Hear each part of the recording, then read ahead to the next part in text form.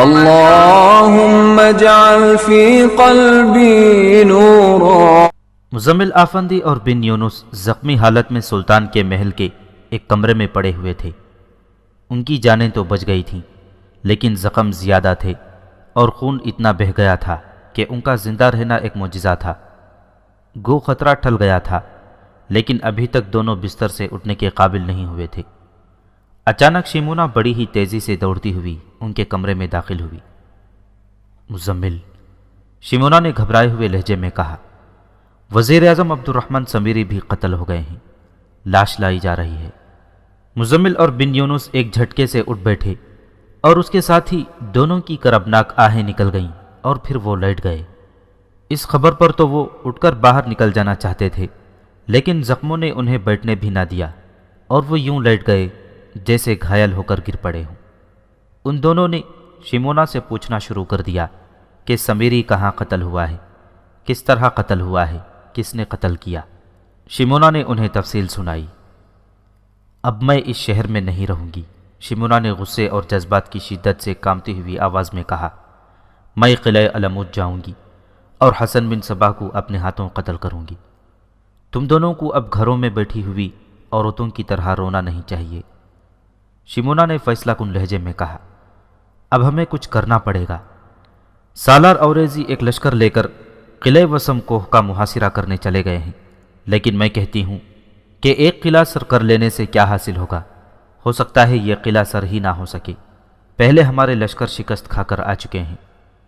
ہم سمیری کی شہادت پر آنسو نہیں بہا رہے شیمونہ، مزمل نے کہا، اپنی اس حالت پر رو رہے ہیں کہ جب ہمیں میدان میں ہونا چاہیے تھا ہم یہاں اس قابل بھی نہیں کہ اپنا وزن بھی سہار سکیں، اور تم اتنی زیادہ جذباتی نہ ہو جاؤ کہ عقل سے کام لینا بھی چھوڑ دو۔ کیا میں نے تمہارے ساتھ عہد نہیں کر رکھا کہ ہم نے حسن بن صباح کو قتل کرنا ہے؟ ہمیں اتنا سا ٹھیک ہونے دو کہ چل پھر سکیں۔ بن یونس نے کہا، حسن بن صباح ہمارے ہاتھوں مرے گا۔ شیمونہ ان کے پاس بیٹھ گئی اور وہ بہت دیر یہی منصوبے بناتے رہے کہ حسن بن صباح کو کس طرح قتل کیا جا سکتا ہے۔ تم دونوں نے دیکھ لیا ہے، شیمونہ نے کہا، باطنی اور حسن بن صباح کے فدائی زمین کے اوپر نہیں، زمین کے نیچے ملتے ہیں۔ وہ میدان میں لڑنے والے لوگ نہیں، بلکہ دوسروں کو میدان میں لا کر ایک دوسرے سے لڑا سکتے ہیں، اور انہوں نے یہ کام کر کے بھی دکھا دیا۔ میں حسن بن صباح کے پاس رہی ہوں، مزمل بھی ان کے ہاں رہ چکا ہے، لیکن جو میں جانتی ہوں وہ مزمل تم بھی نہیں جانتے۔ ہمیں زمین کے نیچے نیچے سے حسن بن صباح تک پہنچنا ہے۔ یہ باتیں تھیں، ان باتوں میں ایک عزم تھا، ایک عہد تھا، اور یہ ان کا ایمان تھا۔ لیکن اس وقت حقیقت یہ تھی کہ حسن بن صباح کا فرقہ آکاش بیل کی طرح پھیلتا ہی چلا جا رہا تھا، اور یوں لگتا تھا جیسے اسلام کا ہرا بھرا شجر سوکھ جائے گا اور اس کی نشو و نما رک جائے گی۔ سلطان کے محل کی سرگوشیاں بھی قلعہ علموت میں حسن بن صباح کو سنائی دیتی تھیں۔ حسن بن صباح کو جب یہ مصدقہ اطلاع ملی کہ سالار اوریزی اپنے لشکر کو قلعہ ملاز خان کے محاصرے کے لیے لے گیا ہے، اس وقت سالار اوریزی قلعہ وسم کوہ کو محاصرے میں لے چکا تھا۔ حسن بن صباح اس اطلاع پر ذرا سا بھی پریشان نہیں ہوا تھا۔ اس نے قلعہ ملاز خان کے دفاع کا انتظام پہلے ہی اتنا مضبوط کر دیا تھا کہ سالار اوریزی جتنا لشکر اپنے ساتھ لے گیا تھا اس سے دگنا لشکر بھی قلعہ ملاز خان کو فتح نہیں کر سکتا تھا۔ اس نے وہاں اپنے 1000 جانباز بھیج دیے تھے۔ اس کے علاوہ اس نے قلعہ ملاز خان سے کچھ دور 2-3 جگہوں پر گھات کا بندوبست بھی کر دیا تھا۔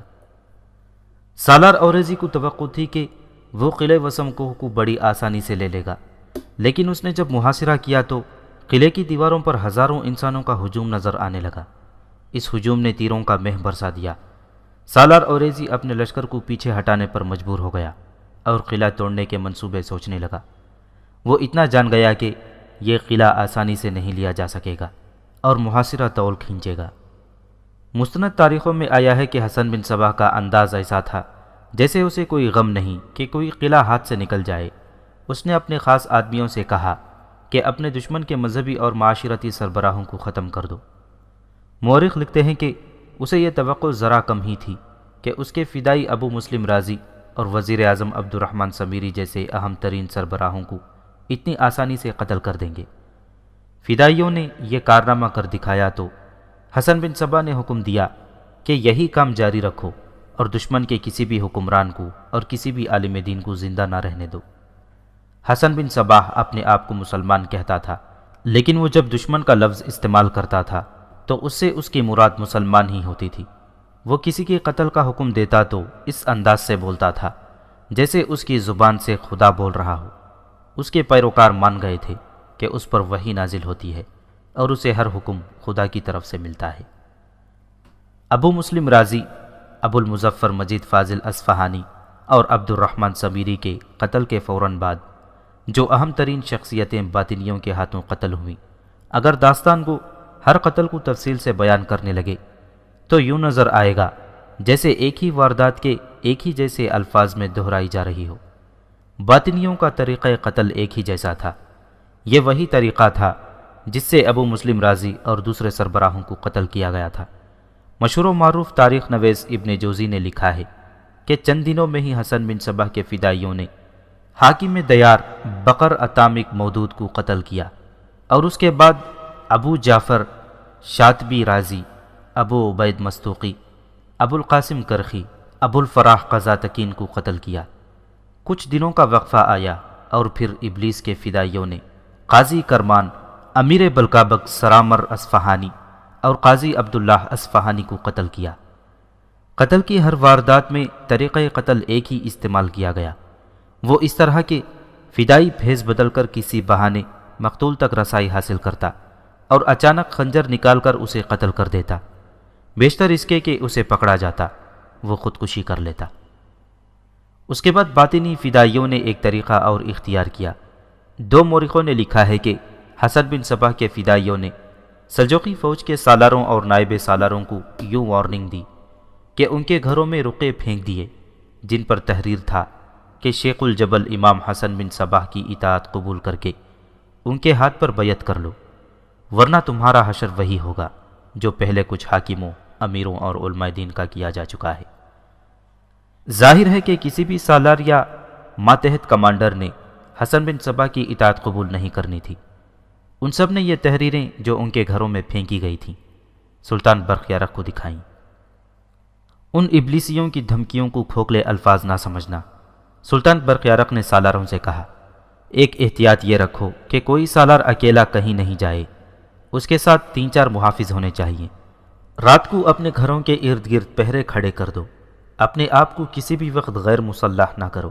دوسرا طریقہ یہ اختیار کیا جائے کہ ہم ان کے قلعوں پر قبضہ کریں گے۔ تم جانتے ہو کہ سالار اوریزی وسم کو ہو گیا ہوا ہے، اس کے ساتھ ہی ہم نے باطنیوں کا جو قتل عام کروایا ہے وہ کافی نہیں۔ یہ تحریریں جو تم سب تک پہنچائی گئی ہیں ثبوت ہیں کہ باطنی یہاں موجود ہیں اور زمین کے نیچے نیچے پوری طرح سرگرم ہیں۔ میرے مخبر اپنا کام کر رہے ہیں، تم اپنے مخبروں کو سرگرم کر دو۔ تاریخوں میں واضح الفاظ میں لکھا ہے کہ تمام سالاروں، ان کے نائبین اور اہم قسم کے ماتحت کمانڈروں نے اپنے آپ کو رات کے وقت بھی مسلح رکھنا شروع کر دیا۔ انہوں نے اپنے گھروں پر پہرے دار مقرر کر دیے جو رات بھر مکانوں کے ارد گرد گھومتے پھرتے رہتے تھے۔ سالاروں نے اپنے مخبر سارے شہر میں پھیلا دیے تھے۔ پچھلے کسی باب میں ایک سپہ سالار ابو جعفر حجازی کا تفصیلی ذکر آیا ہے۔ مقتولین کی مندرجہ ذیل فہرست میں بھی ایک ابو جعفر کا نام شامل ہے۔ یہ ابو جعفر کوئی عالم دین تھا اور حسن بن صباح کے خلاف عملی طور پر سرگرم رہتا تھا۔ ایک فدائی نے اس کا مرید بن کر اسے قتل کر دیا تھا۔ اب داستان کو جس ابو جعفر حجازی کا ذکر کر رہا ہے یہ سلطان کی فوج کا یعنی سلطنت سلجوقیہ کے لشکر کا سپہ سالار تھا۔ پہلے بیان ہو چکا ہے کہ سلطان برقیارق کا خوشامدی تھا اور اس کا ہر غلط حکم بھی بصر و چشم مانتا اور اس کی تعمیل کرتا تھا۔ سالار اوریزی کے ساتھ تو اس کی خاص دشمنی تھی اور اوریزی کو اس نے گرفتار تک کر لیا تھا۔ یہ ساری تفصیل پہلے ابواب میں بیان ہو چکی ہیں۔ سلطان برقیارق کو اللہ تبارک و تعالی نے روشنی دکھائی اور وہ راہ راست پر آ گیا تو اس نے وہ اہمیت جو وہ کبھی سپہ سالار حجازی کو دیا کرتا تھا سالار اوریزی کو دینی شروع کر دی تھی۔ سلطان محترم، ایک روز خانہ جنگی کے کچھ دن بعد سپہ سالار حجازی سلطان برقیارق کے ہاں گیا اور کہا، گستاخی کی معافی پہلے ہی مانگ لیتا ہوں، ایک بات جو دل میں کھٹک رہی ہے وہ ضرور کہوں گا۔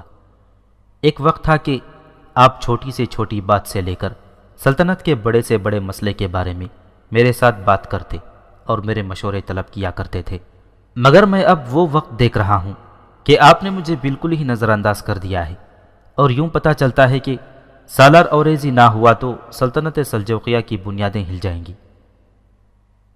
محترم ابو جعفر، سلطان برقیارق نے کہا، آپ میرے والد مرحوم کے وقتوں کے سالار ہیں، میرے دل میں آپ کا درجہ روحانی باپ جیسا ہے۔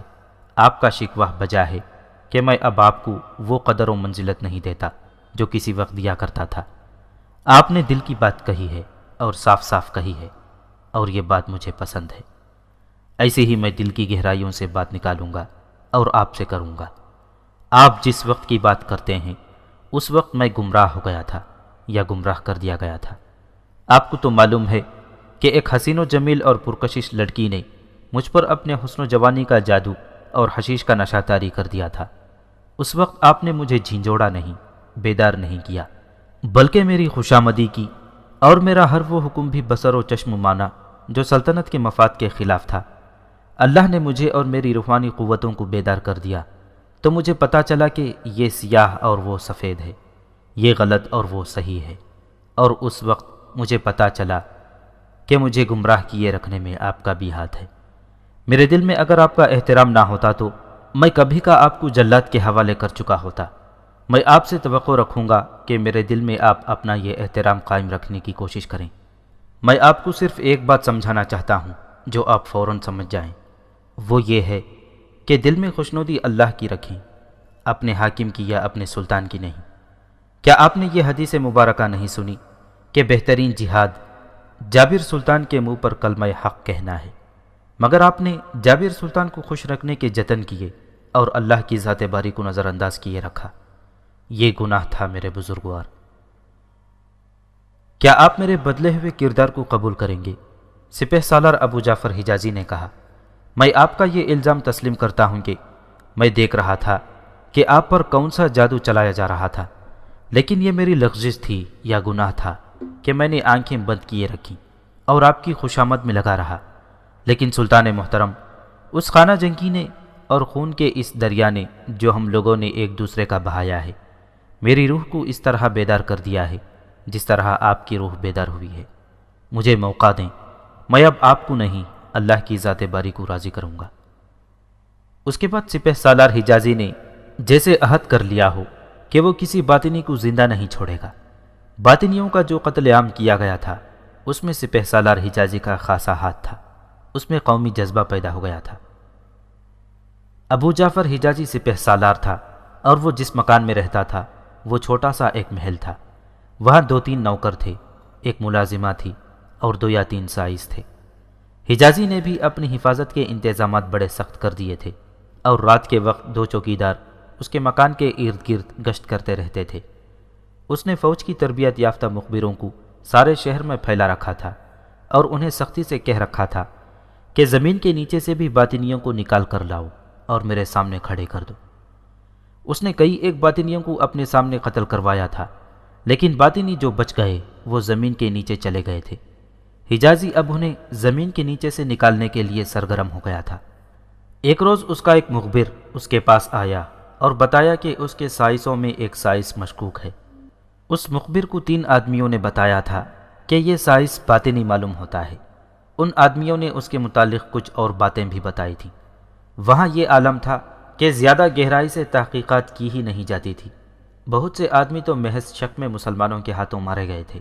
سپہ سالار حجازی نے اپنے اس مخبر سے کہا کہ وہ اس سائز کے متعلق کچھ اور شہادت حاصل کرنے کی کوشش کرے۔ اس کے ساتھ ہی حجازی نے اپنے ذاتی استبل کے 2 سائسوں کو بلا کر کہا کہ وہ اس سائز پر نظر رکھیں اور دیکھیں کہ وہ جب گھر جاتا ہے تو اس کے گھر کے اندر کیا ہوتا ہے۔ اس کا مطلب یہ تھا کہ یہ بھی معلوم کیا جائے کہ اس کے گھر کا ماحول کیسا ہے، کہیں ایسا تو نہیں کہ اس کا سارا کنبہ باطنی ہو۔ یہ سائز حجازی کا ذاتی سائز تھا۔ اس کے استبل میں 6-7 گھوڑے تھے، جن میں ایک گھوڑا اسے بہت ہی پسند تھا اور وہ عموماً اس پر ہی سواری کیا کرتا تھا۔ وہ سائز اس گھوڑے پر مقرر تھا اور اس پر حجازی کو پورا بھروسہ تھا۔ وہ تجربے کار سائز تھا۔ اس سائز کا باطنی ہونا کوئی عجوبہ نہیں تھا۔ وہاں تو کوئی بھی شخص باطنی ہو سکتا تھا۔ حسن بن صباح کا طلسم دور دور تک اور کونوں خدروں تک بھی پہنچ گیا تھا۔ حجازی استبل میں اتنا زیادہ نہیں جایا کرتا تھا، کبھی کبھی جا نکلتا اور گھوڑوں کو دیکھ کر واپس آ جاتا تھا۔ اس نے اپنی حفاظت کا اتنا سخت انتظام کر رکھا تھا کہ وہ استبل تک جاتا تو بھی اس کے ساتھ 2 محافظ ہوتے تھے، باہر نکلتا تو کئی محافظ اس کے آگے پیچھے دائیں اور بائیں اس کے ساتھ چلتے تھے۔ کوئی اجنبی اس کے قریب نہیں آتا تھا، اسے قتل کرنا بظاہر ممکن نہیں نظر آتا تھا۔ ان حالات میں جب اسے یہ اطلاع دی گئی کہ اس کا ذاتی سائز باطنی ہے اور وہ کسی بھی وقت وار کر سکتا ہے تو وہ چوکس ہو گیا۔ اس نے اپنی حفاظت کے جو انتظامات کیے تھے ان میں ایک یہ بھی تھا کہ گھر کا کوئی ملازم اور سائز اپنے پاس کوئی ہتھیار نہیں رکھ سکتا، بلکہ چھوٹا سا ایک چاقو بھی رکھنے کی اجازت نہیں تھی۔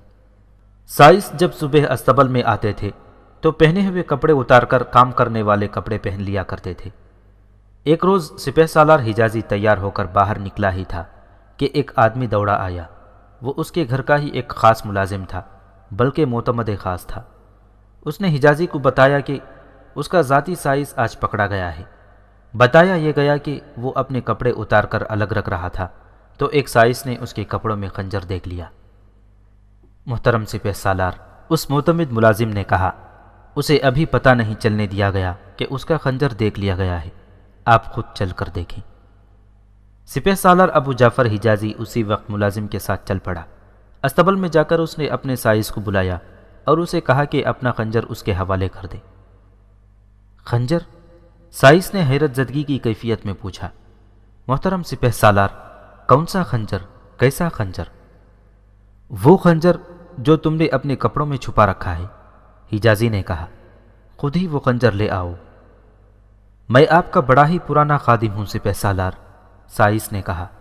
آپ کا حکم یہ ہے کہ کوئی سائز یا دوسرا ملازم اپنے پاس کوئی ہتھیار نہیں رکھ سکتا۔ مجھے اپنے پاس خنجر رکھنے کی کیا ضرورت تھی؟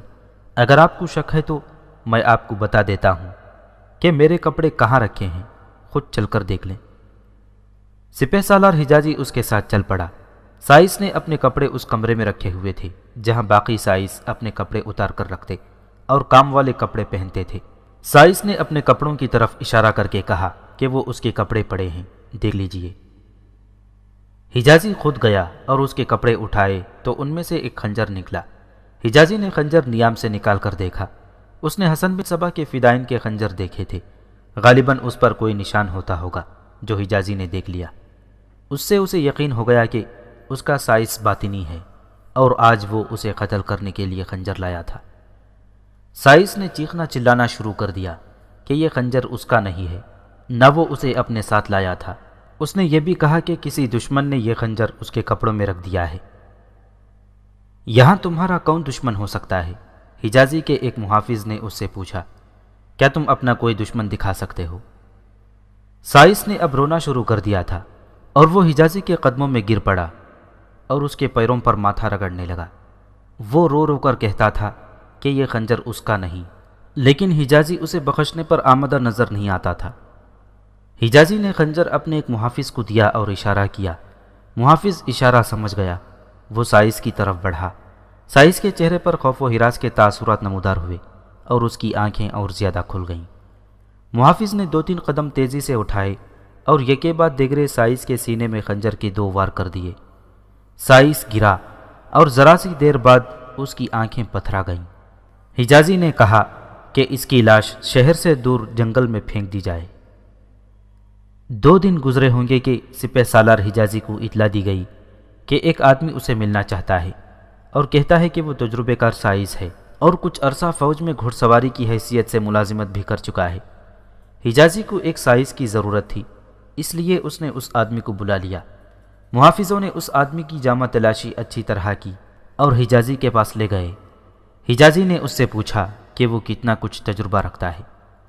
اس شخص نے حجازی کو بتایا کہ وہ فوج میں گھڑ سوار کی حیثیت سے ملازمت کر چکا ہے اور اس نے 2 لڑائیاں بھی لڑی تھیں۔ اس نے اپنے جسم پر تلواروں کے زخموں کے 2 نشان دکھائے اور کہا کہ ان زخمیوں کی وجہ سے وہ فوج کے قابل نہیں رہا تھا، لیکن سائز کا کام خوش اسلوبی سے کر سکتا ہے۔ مختصر یہ کہ اس شخص نے حجازی کو قائل اور متاثر کر لیا اور حجازی نے حکم دے دیا کہ اسے استبل میں رکھ لیا جائے۔ اس نئے سائس نے اتنا اچھا رویہ اختیار کیا کہ استبل کے دوسرے سائس اس کی تعریفیں کرنے لگے۔ وہ خوش طبع، خوش اخلاق اور حلیم قسم کا آدمی تھا۔ ہر کسی کے ساتھ پیار سے بات کرتا تھا اور اپنے کام میں تو وہ بہت ہی ماہر تھا۔ 2-3 دنوں بعد سپہ سالار حجازی استبل میں گھوڑے دیکھنے کے لیے گیا۔ اس نے اپنا وہ گھوڑا دیکھا جو اس کا منظور نظر تھا۔ سائس نے اس گھوڑے کی دیکھ بھال بڑی محنت سے کی تھی۔ حجازی نے اس گھوڑے کی پیٹھ پر ہاتھ پھیرا۔ نیا سائس اس کے قریب آ کر کھڑا ہو گیا اور اسے گھوڑے کے صفات بیان کرنے لگا۔ اچانک سائس نے اپنے کپڑوں کے اندر سے خنجر نکالا اور پیشتر اس کے کہ حجازی کے دونوں محافظ اس تک پہنچتے، اس کا خنجر حجازی کے دل میں اتر چکا تھا۔ سائس محافظوں سے بچنے کے لیے دوڑ کر گھوڑے کی دوسری طرف ہو گیا اور خون آلود خنجر اپنے دل میں اتار لیا۔ تب پتہ چلا کہ یہ تو باطنی تھا۔ مرو شہر کا وہی مکان تھا جس میں وہ درویش داخل ہوا تھا، جس نے سالار اوریزی کو قرآن مجید کھول کر ایک آیت پڑھائی اور کہا تھا کہ یہ یاد رکھنا اور اس کا ورد کرتے ہوئے جانا، فتح تمہاری ہوگی۔ اس مکان کے اندر وہی درویش اپنے 3-4 ساتھیوں کے ساتھ بیٹھا ہوا تھا کہ باہر والا دروازہ بڑی زور سے کھلا اور ان کا ایک ساتھی دوڑتا ہوا کمرے میں داخل ہوا۔ لو بھائیوں، اس آدمی نے کہا، کام ہو گیا ہے۔ ہمارے فدائی نے سپہ سالار ابو جعفر حجازی کو قتل کر کے اپنے آپ کو بھی مار لیا ہے۔ پہلے سائس کو مروانے والے باطنی ہی تھے۔ اس سائس کے کپڑوں میں خنجر باطنیوں نے ہی رکھوایا تھا، اور پھر دوسرا سائس صرف باطنی ہی نہیں بلکہ فدائی تھا۔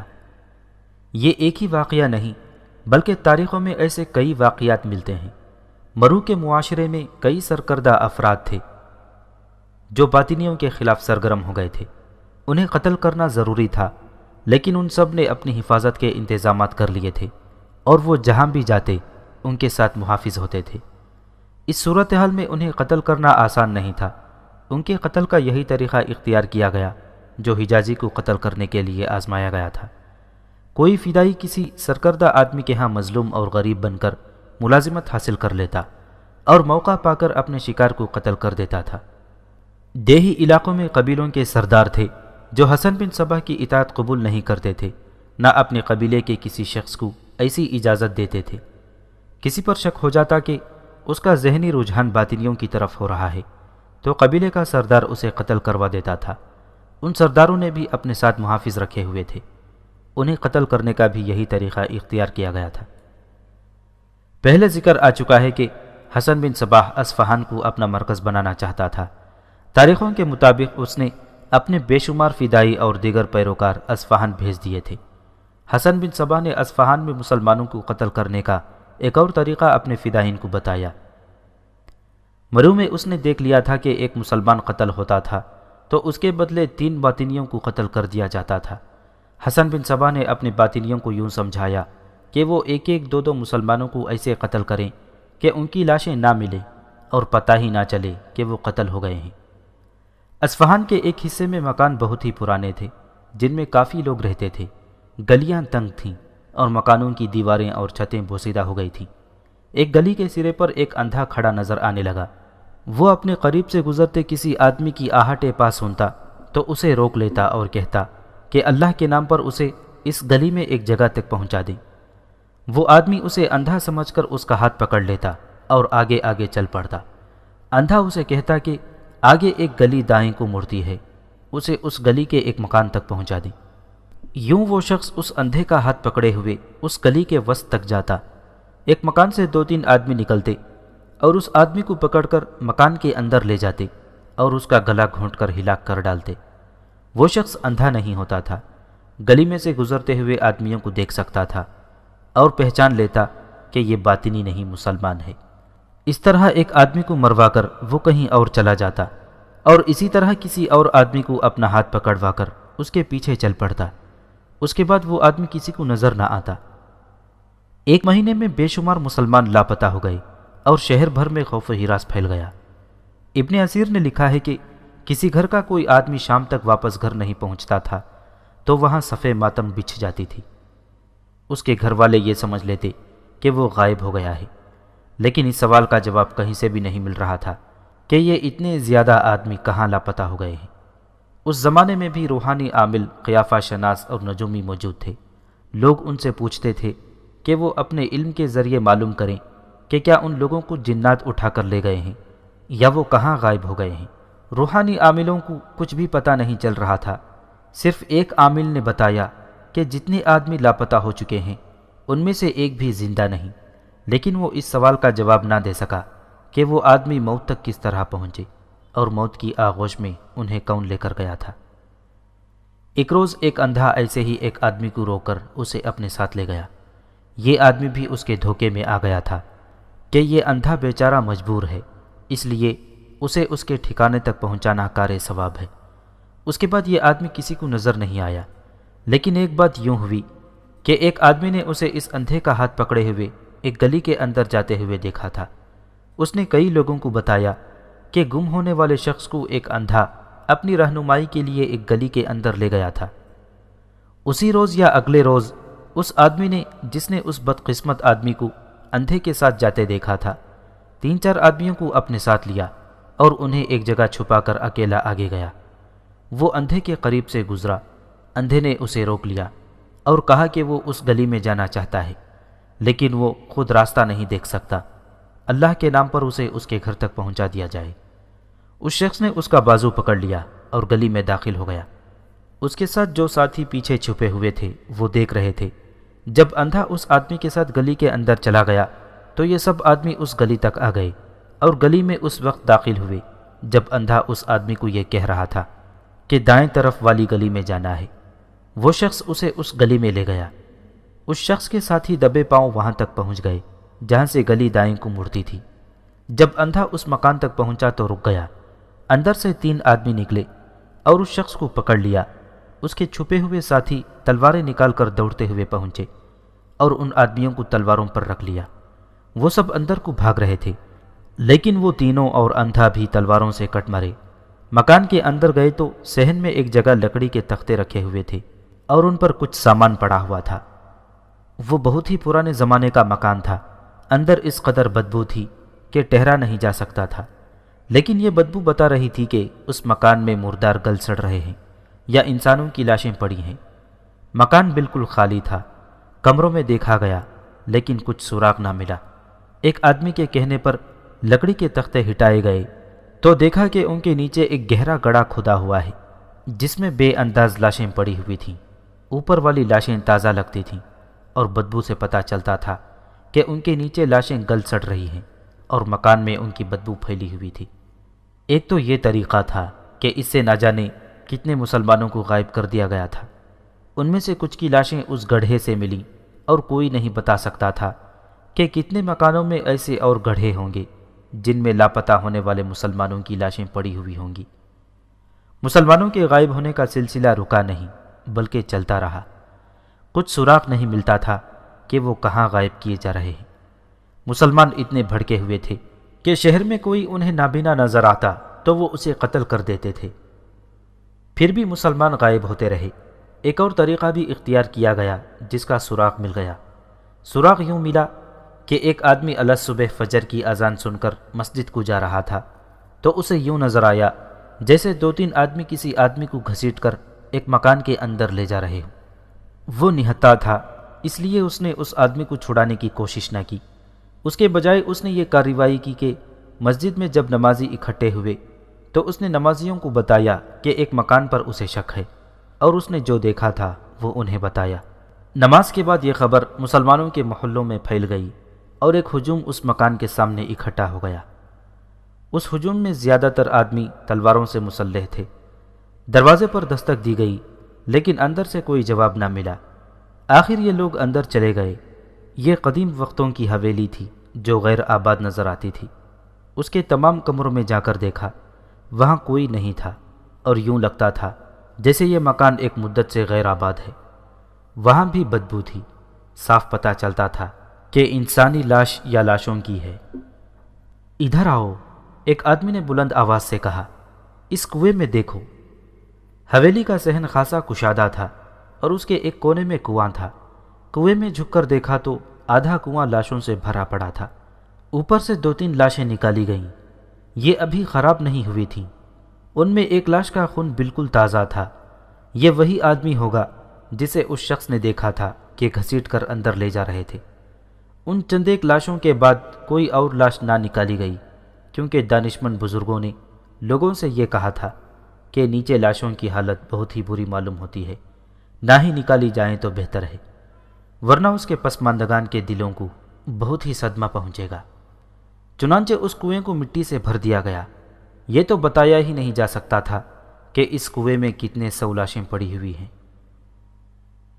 اس دوران باطنیوں نے جن اہم شخصیتوں کو قتل کیا ان کے نام یہ ہیں: امیر اسد ملک شاہی، امیر بخش اور امیر سیاہ پوش۔ یہ تینوں مختلف علاقوں کے امیر تھے اور انہوں نے حسن بن صباح کے خلاف اپنا اپنا محاذ قائم کر رکھا تھا۔ امیر سیاہ پوش ہمیشہ کالے رنگ کے کپڑے پہنتا اور دن رات کا زیادہ تر وقت عبادت اور تلاوت قرآن میں گزارتا تھا۔ باطنیوں کو قتل تو کیا جا رہا تھا، لیکن امیر سیاہ پوش پہلا امیر اور عالم دین تھا جس نے باقاعدہ فتویٰ دیا تھا کہ حسن بن صباح اور اس کے پیروکاروں کا قتل گناہ نہیں بلکہ کار ثواب ہے۔ اس کے بعد حسن بن صباح کے حکم سے چند اور شخصیتوں کو قتل کیا گیا۔ ان میں امیر یوسف کے معتمد خاص تغرل بگ، امیر ارعش اور ہادی علی گیلانی خاص طور پر شامل ہیں۔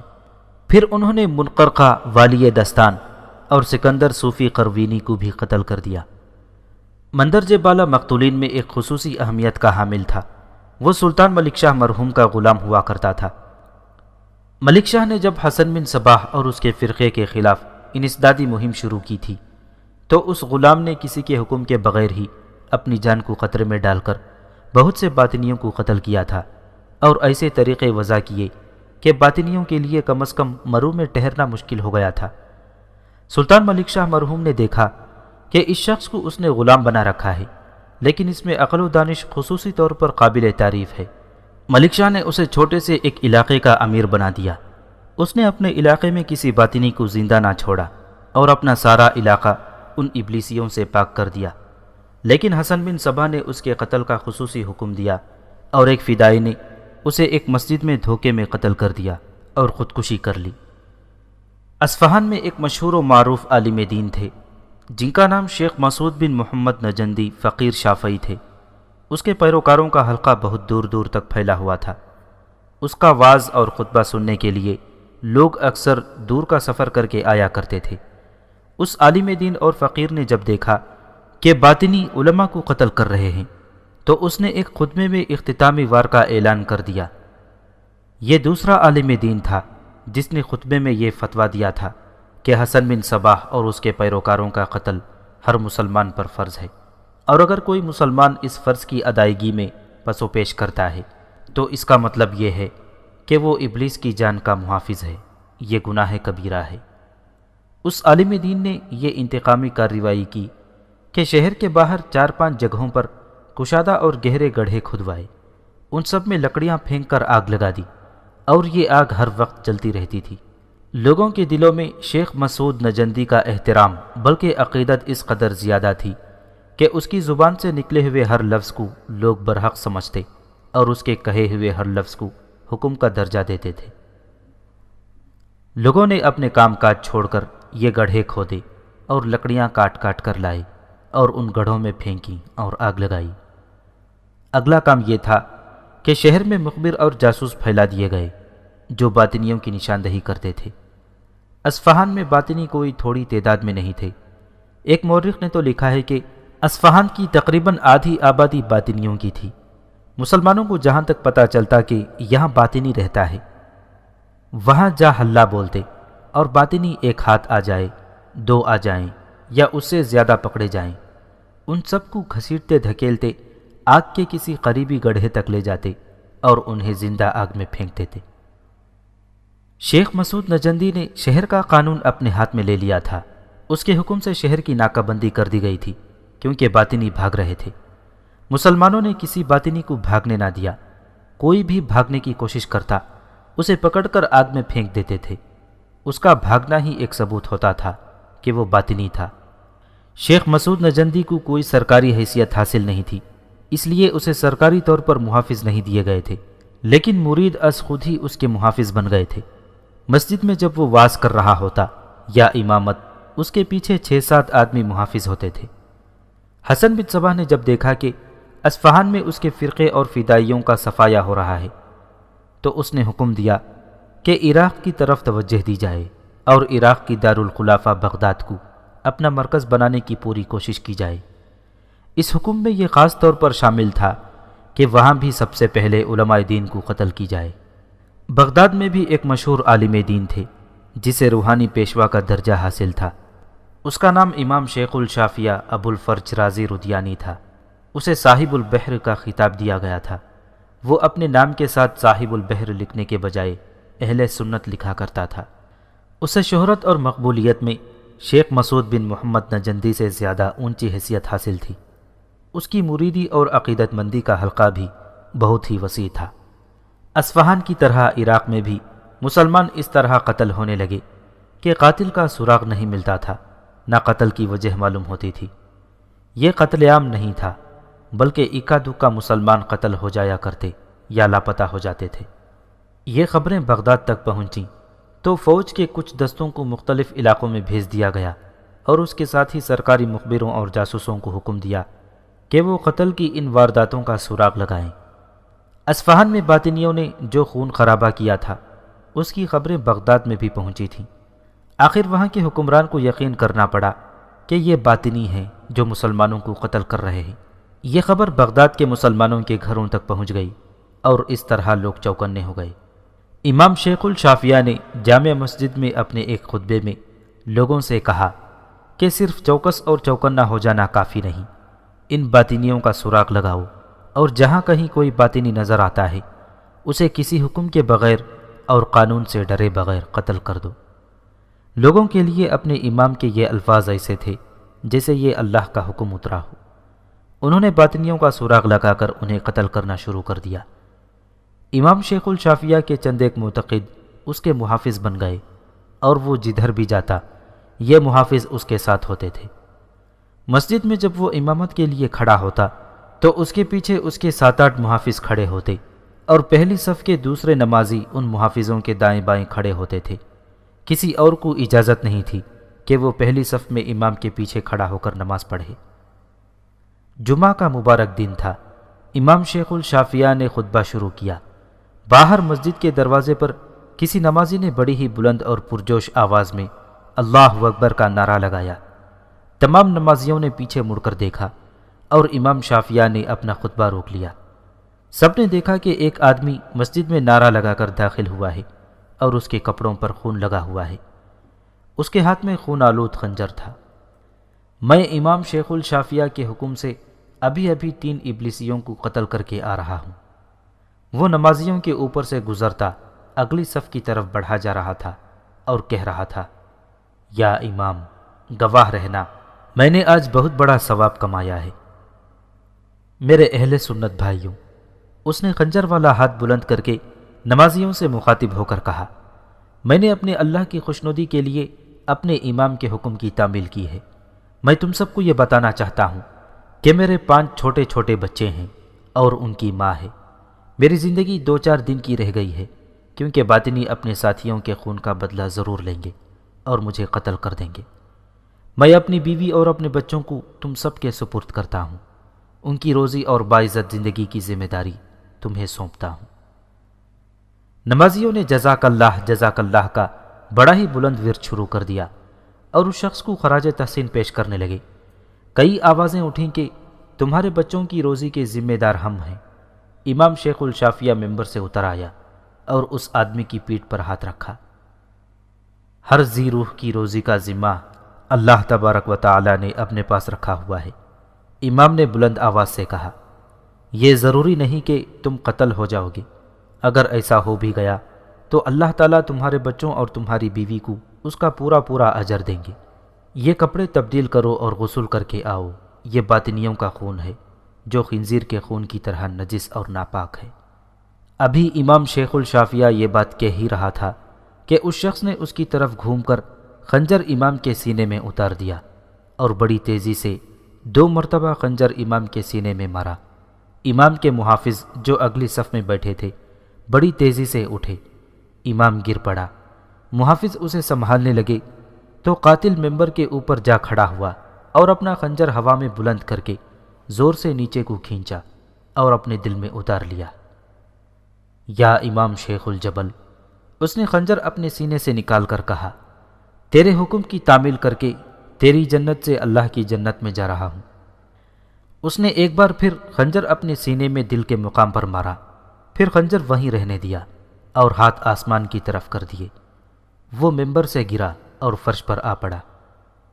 امام شیخ الشافیہ مر چکا تھا کیونکہ خنجر اس کے دل میں اتر گیا تھا۔ محافظوں نے خنجروں اور تلواروں سے قاتل کے جسم کا قیمہ کر دیا، لیکن وہ اپنا کام کر چکا تھا۔ اس کے کپڑوں پر اور خنجر پر کسی انسان کا خون نہیں تھا، بلکہ یہ گہرا لال رنگ تھا۔ اس نے ایسا دھوکہ دیا تھا جسے کوئی بھی قبل از وقت سمجھ نہ سکا۔ اصفہان کے حاکم اور لوگ مطمئن ہو گئے تھے کہ انہوں نے اپنے شہر کو باطنیوں سے پاک کر دیا ہے، لیکن ایک روز وہاں کے ایک اور عالم دین قاضی ابو العلا سعید بن ابو محمد نشاپوری جامع مسجد میں امامت کرانے کے لیے گئے۔ وہ بھی جمعہ کا مبارک دن تھا اور قاضی ابو العلا خطبے کے لیے ممبر پر کھڑے ہوئے، بالکل ایسے ہی جیسے بغداد میں ہوا تھا۔ ایک آدمی نے مسجد میں داخل ہو کر نعرہ لگایا اور کہا کہ وہ 4 باطنیوں کو قتل کر کے آیا ہے۔ اس کے بھی کپڑوں پر خون تھا اور اس کے ہاتھ میں خون آلود خنجر تھا۔ اس نے بالکل ویسا ہی ناٹک کھیلا اور قاضی ابو العلا تک پہنچ گیا اور نمازیوں سے مخاطب ہو کر ویسے ہی الفاظ کہے جو امام شیخ الشافیہ کے قاتل نے کہے تھے، اور اس کے فوراً بعد قاضی العلا کے سینے میں خنجر سے 3 وار کیے۔ قاتل ممبر پر چڑھ گیا اور اس نے خنجر سے خودکشی کر لی۔